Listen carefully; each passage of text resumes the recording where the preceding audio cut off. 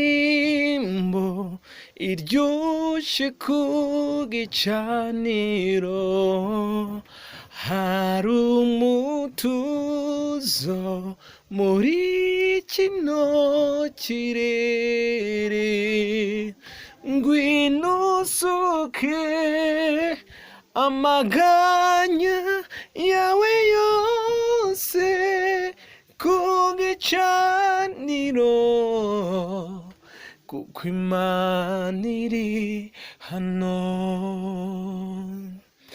Hari indirimbo iryoshe ku gicaniro, hari umutuzo muri kino kirere, ngwino usuke amaganya yawe yose ku gicaniro, kuko Imana iri hano.